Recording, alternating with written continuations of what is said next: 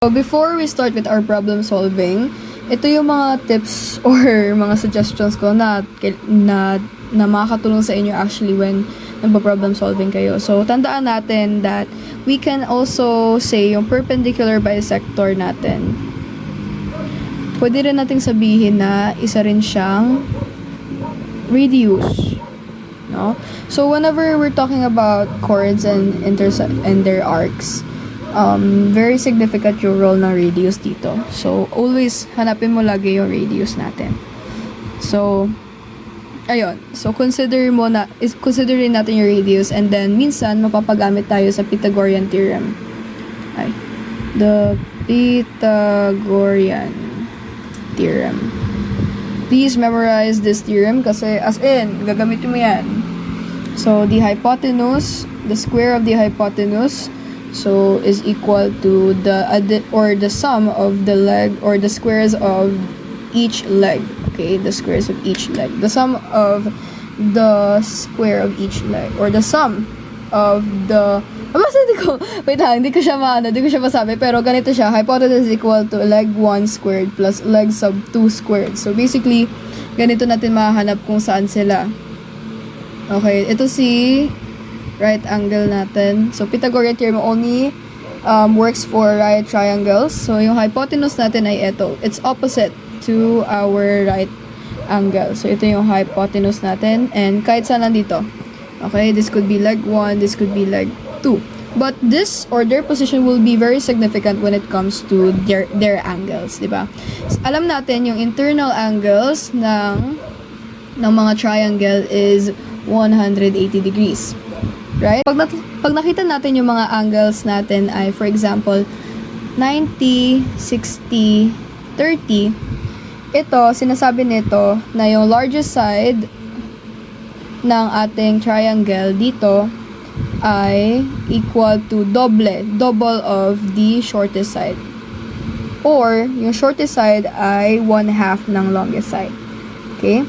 Pag 90, 60 yung ating internal na angles. Pero kapag 90 tapos 45, ibig sabihin, equal yung ating leg. So, leg 1 is equal to leg 2. Congruent sila. Okay? Ayan. So, sagutan na natin yung mga following questions na to. If you want to also answer, you can refer to your books at page 127. So, first question, find AD, which is this is the line that we're looking for. AD if OD is congruent to AC and AC is 20. Now, eto, medyo nalilito rin ako. Bakit? What's the significance of the bisector being equal to the chord? Pero what I know is, by analyzing our diagram here, we can see that there is a perpendicular. Ito. So, ano yung sinasabi ng first theorem natin? Diba? Kapag mayroon tayong perpendicular, no, coming from the line within the center, this line, and then connected to any chord, and that bisects the chord equally. So, yan yung ginawa kong basihan kung bakit ang answer natin for number 1 will be 10. Kasi AC is 20. So, buong line na to is 20. Ang pinapahanap lang sa atin itong kalahati niya. Hindi ito kasama. Ito lang. Okay? So, referring sa kaninang theorem natin, yung perpendicular, kapag may perpendicular from the center, created from the line coming from the center and the chord, sinasabi niya na yung chord na to is bisected equally. Okay? So, ibig sabihin, kung 20 yung buong chord na yan, tapos ibabisect natin siya equally into 2 parts, edi, ang magiging answer ay 5. Okay? So, 5 yan.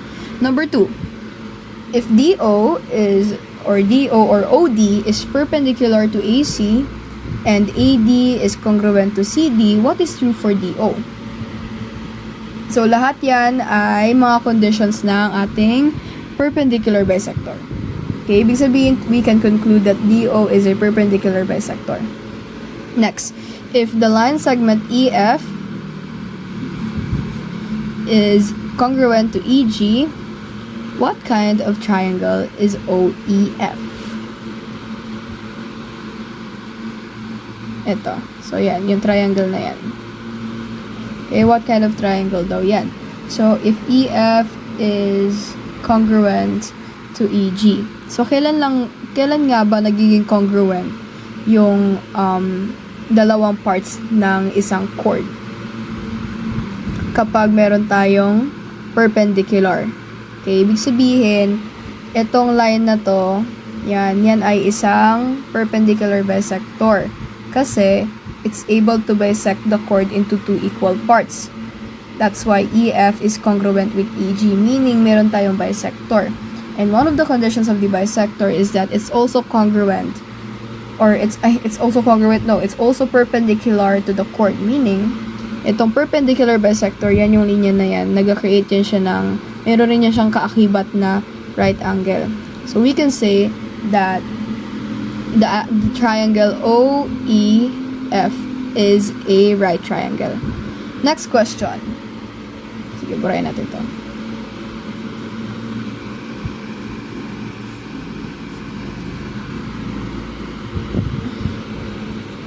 Next question tayo. If AC, ito naman sa taas, AC is congruent to FG and OD is 10 cm, then OE, ito yung E pala.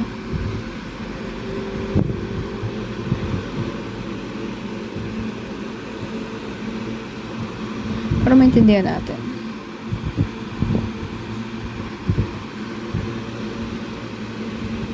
Okay. So, ulitin na yung question. Okay. So, if AC daw, itong AC na to, equal daw siya dito kay FG, and OD natin ay 10, ano naman yung OE? So, kailan ka ba natin nakukonclude na equal yung dalawang chord sa isang circle? Kailan nga? Kapag equal yung kanilang distance from the center. So, kung yung OD, no, ay 10 cm, hindi siya nagagana. 10 cm. So, paano naman sa OE natin? No? Kung sinabi niya dito na equal na yung FG at AC. Ibig sabihin, equal rin yung distance. Equal yung distance from the center. That's why we're able to say na AC is congruent with FG. We can't say that, or bawal natin masabi na congruent si AC kay FG kapag hindi naman equal yung yung distance nila from the center. Kunyari, sabihin natin 9 to, tapos 10, tapos sabihin natin equal si AC at si FG. No, mali. Masasabi lang natin na equal si AC at si FG kapag equal yung distance nila from the center, which is 10. Okay, so OE is 10. And last question is, if OE, again, OE is perpendicular to FG, ito, yung malaking linya na yan, and GE is congruent to EF, and the angle of GOF, GOF, is, ano to? 80? Oh, the angle of GOF is 80, ito. 80. Then, ano naman yung the angle or the measurement of the angle GOE? Ito, paano naman itong maliit na segment na yan? Okay. So, ito, basically, pinatunayan niya na naman na OE is a perpendicular bisector. Itong linya na to. At kanina, we discussed a theorem regarding the perpendicular bisector and the central angle. So, nakita natin yung dalawang angle na to, sakop sila ng chord na FG. Diba yan yung angle na yan? Yung angle GOE, ay GOF. Yan, GOF. Sakop siya ng ating chord na GF. So, let's say, we can safely assume that this is a central angle that is subtended by our chord GF. And, ano sinasabi natin kapag sa isang subtended na central angle and the perpendicular bisector of GF? Hinahati sila equally. So, kung 80 tong buong angle or GOF, at ginahanap natin yung GOE yung kalahati niya, edi 80 divided by 2, it's 40. Yun. So, basically, that's how you answer it. So, yung last question sa book natin, sa inyo ko na yun iwan. Yes, kaya nyo yan. Practice test. So, if the radius of a circle is 5 cm, so, sulat muna natin dito kasi hindi ko rin alam kung paano ito sagutan, pero try natin ha. 5 cm, what is the length of the chord whose distance from the center is 3 cm? So, what is the length of the chord whose distance from the center is 3 cm? So, pwede nating sabihin na ganito siya. Length of the chord, and yung distance niya from the center, it's 3 cm. Okay, so paano natin gagawin yan? Tama ba yung illustration ko? So, if the radius of the circle is 5 cm, what is the length of the chord whose distance from the center is 3 cm?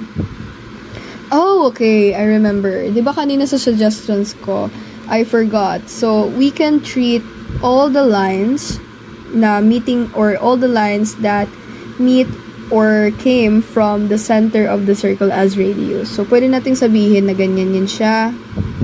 Ayan. Pwede tayo magawa ng ganyan. So, sabihin natin, di ba yung radius is 5. So, 5 cm to. Ito rin ay 5 cm. So, we can treat these lines as our radius. Okay, paano natin pwede siyang tratuhin na radius? Bakit? Paano, Yuri? Bakit mo nasabi yan? So, pwede natin siyang sabihin na radius kasi number 1, it meets the center of the circle. And, meron siyang endpoint. It meets, like, the endpoint of the circle. So, yan. So, we can say that the radius of the circle is 5 cm. What is the length of the chord? So, we're finding the length of this chord. Okay? So, whose distance from the center is 3 cm? So, let's say that this is circle C. CEO. Ayan. So, what is the length of the chord whose distance from the center is 3 cm? So, meron na tayong values na binigay. So, 3 cm, 5 cm, 5 cm. So, we can also say na ano pa ba mga patunay? Ano pa pwede natin magamit ng mga ano dito? If the radius of the circle is 5 cm, what is the length of the chord whose distance from the center is 3 cm? So we can also treat this as a perpendicular bisector. Sorry, so inayos ko lang yung ano natin. So, ganyan na yung ating ganyan natin yung placement natin. So, bakit naging 5 cm yun, Yuri? Kasi we can treat it as well as a radius. Okay? So, pwede natin siyang i-treat na radius yan kasi it meets the center of the circle as well as the endpoints of the circle. So, dito, we can also safely say na meron tayong perpendicular dito. Paano mo nasabi, Yuri, na perpendicular? Kasi tignan mo, what is the length of the chord whose distance from the center is 3 cm? Meaning, we can see that there is a chord and there is a line from the center. At ano yung sinasabi niyan? Diba? Kapag yung chord and a line from the center meet, basically they create a 90-degree angle or they are perpendicular to one another. Basta a line from the center and any chord, they create a perpendicular bisector. So we can safely say that this is 90 degrees. So now na napatunayan na natin na 90 degrees to siya, pwede na tayo mag-solve. Kasi ang hinahanap natin is the length of chord EO, the measure of the length of chord EO. Hindi natin alam sa ating circle C with the point CEO. Yun. So, hanapin muna natin or gamit dito, it's very important that we use the Pythagorean theorem. So, ito yung Pythagorean theorem. Hypotenuse squared is equal to leg 1 squared plus leg 2 squared. Yan. Okay? So, hanapin muna natin yung sa dito. Yan. Ay, ito pa pala. CEO M. Yan. So, hanapin natin muna yung dito banda. So, we have 5 cm and 3 cm. So, grabe naman yung ay, grabe siya. Okay, so dito yung ating right angle. So, kabaliktaran niya yung 5 cm. Ibig sabihin dito yung hypotenuse natin. So, yan yung 5 cm. And then, di ko rin alam kung tama ba yung ginagawa ko. But, yeah. So, and dito naman, ito naman yung 3 cm natin. Okay. So, I think nasa target scale to sa ating book. I think, nasa likod to ng kisinagutan natin kanina. So, maybe 128 to. So, tignan nyo na lang. Pero, eto nga. So, 5 cm and 3 cm. So, we could use the formula. So, transpose. I mean, anong tawag doon? Ilagay natin yung value sa placement nila. Yung 5 cm magiging 5 squared kasi nga it's the hypotenuse. It is the opposite of the angle. And then, 3 cm naman. which is 3 squared plus x squared. So, ito na yun, yung nawawala, x squared na lang. Ito yun, no? X, yan. Let's refer to it as x na lang. So, ito ay magiging 25, ito ay magiging 9 plus x squared. So, 9, lipat natin sa kabila, ay, ilan siya? Magiging 16. So, 16 siya. So, magiging x squared. So, we're going to get the square root. So, magiging 4 is equal to x. So, this is 4. So, 4 yung dito. So, dito, same rin. It's 5 and 3. Wala namang pinagbago. So, 4 rin dito. Okay, so 4 plus 4 or 4 times 2, it will be 8. Tama ba? 8 cm. So, pa-check na lang sa book. Pero, yan. Okay, check ko nga. Oh, tama rin. 8 cm nga. Okay, we're correct. So, again, yung ano ko lang dyan is please memorize the Pythagorean theorem and how it works.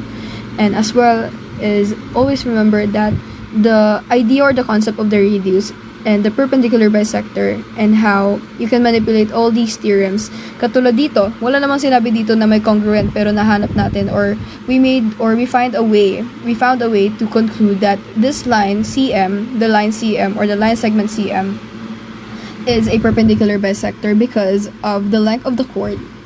The chord, we have a chord. We have one condition whose distance from the center, distance from the center, we can say, or we can conclude that there is a radius or there is a bisector. Kasi, di ba, we're connecting. So, what is the length of the chord whose distance from the center is TCM? So, basically, kinoconnect natin yan. So, distance from the center and the chord. And anong sinasabi natin kapag yung line coming from the center, no, to any chord, di ba, it creates a perpendicular bisector. So, yan. Dapat you are able to manipulate the theorems and you are able to think outside the box. Like, as in, outside the box talaga. Hindi ka lang naka-focus lang so kung anong sinasabi ng theorem, but kaya mo balik-balik ta rin. Yun. So, ayan. Again, you can use the concept of the radius kung saan basta yung any line that connects from the center of the circle to the end point.